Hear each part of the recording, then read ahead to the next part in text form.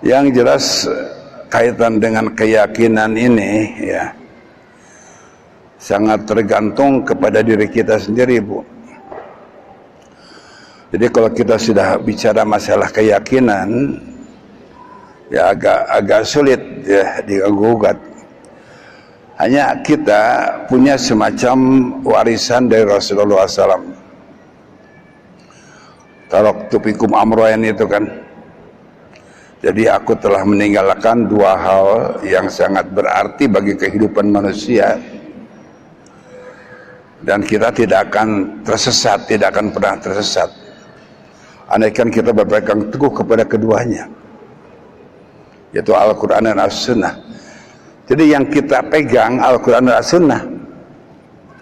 Bukan kila wa qala ulama ataupun katanya, bukan. Ya. Jadi artinya alhamdulillah kalau kita ini terus terang aja ya bertahkim kepada Al-Quran dan As-Sunnah. Dan kalau kita ada masalah yang memang agak sedikit kontroversial ataupun bertentangan atau istilah kita ini khilafiyah, kita kembalikan kepada Al-Quran dan As-Sunnah. Fa in tanajatum fi syai'in farudduhu ila Allahi wa rasulihi. Andaikan terjadi semacam pertentangan ya kontroversial khilafiyah di antara kamu, ya kembalikan kepada Al-Quran dan As-Sunnah.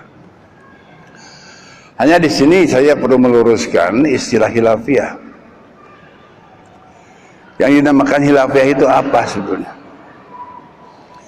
Khilafiyah itu adalah andaikan ada dua paham yang masing-masing memiliki dalil yang sama kuat.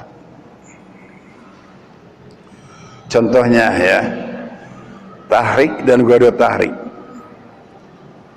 Ada yang tasyahudnya itu digerakkan, ada yang tidak digerakkan. Itu memiliki dalil dua-duanya. Nah, itu yang dinamakan khilafiyah. Perlu pentarjihan, ditarjih. Mana yang lebih kuat? Mana yang paling rojih? Dua-duanya rojih, mana yang paling arjah? Nah itu. Jadi memang ada suatu hal yang dinamakan suatu penelitian, penelaahan lewat mustalah. Nah, kalau terjadi hal-hal yang memang tidak memiliki semacam argumen dan dalil, itu bukan khilafiyah, tapi bid'ah. Sebagaimana Ibu tadi katakan, ada yang begini, ada yang begini, ya. Jadi kalau kita berbicara masalah ada yang begini dan yang begini, yang usah kita abaikan aja, kita abaikan. Kenapa? Karena tidak punya dalil. Dalilnya ada nggak? Kalau nggak ada, ya udah abaikan. Gitu. Contohnya rajabiah itu kan tidak ada dalilnya. Kenapa kita harus berbicara masalah yang tidak ada dalil? Bukan khilafiyah. Rajaban, muludan itu bukan khilafiyah, bid'ah itu. Ya.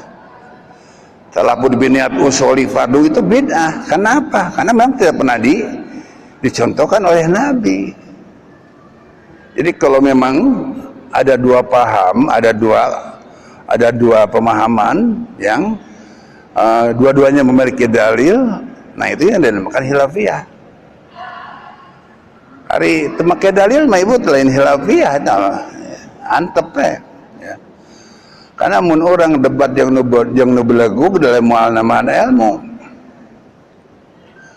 Debatnya mending jeung nu pinter. Dina alih lagi nambahan ilmu.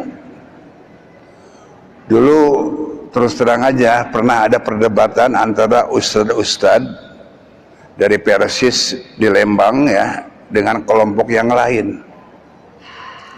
Ternyata di dalam kaitan hal yang menyangkut masalah argumen dan hujah, katakanlah Persis kalah ya. Kemudian lapor sama Ustaz Abu Rahman, Ustaz cenah kawan cenah ya. Itu dalilnya langkung kiat ya. Apa kata Ustaz Rahman? Lain kawan menang ya gitu.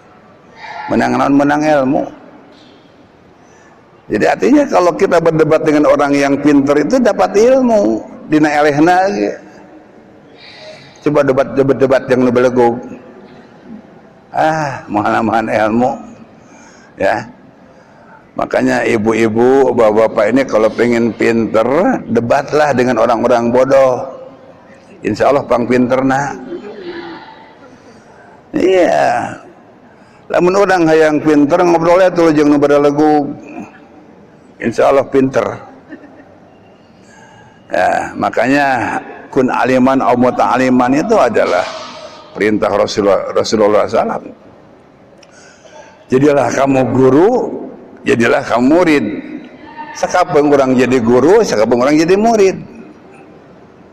Pertama tergantung kaitan dengan keilmuan yang dimiliki oleh orang tersebut. Ya, yang kita ajak debat, ajak ngobrol, ajak diskusi, ajak muhadasah. Yang kedua kaitan disiplin ilmu, gitu.